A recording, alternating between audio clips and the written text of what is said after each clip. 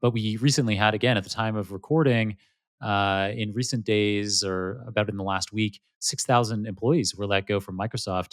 And reportedly, those are mostly software engineers. And it's kind of the same kind of thing you were talking about there, patches.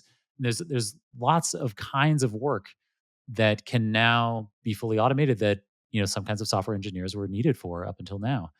And so it is an interesting.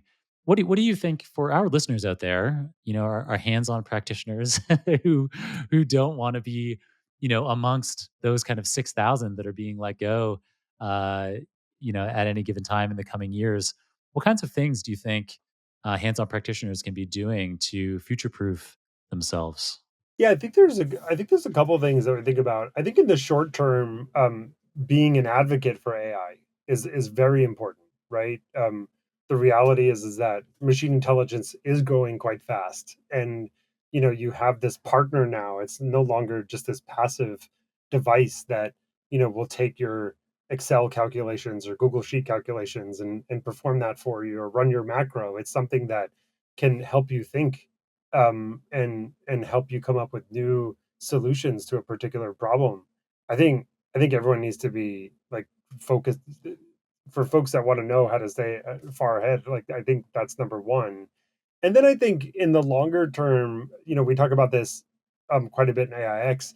I think it's going to be really important for knowledge workers should they want to like continue in that kind of uh, their fields and in the enterprise. I think they're going to have to gravitate towards where there are human to human touch points, right? So the digital world is being quite transformed right now. Robotics is still pretty far away. Like we think two, three major research breakthroughs to be able to have, right, like when are humanoid robots going to pass the Turing test, right? And so for a long time, I think you're going to need that human to human interaction. And so if you're, outbound sales, right? If you're working with clients, if you're directly connected to just other people, not as much internally, but also externally, and at least with the higher levels of the organization, I think that's another way to think about, right?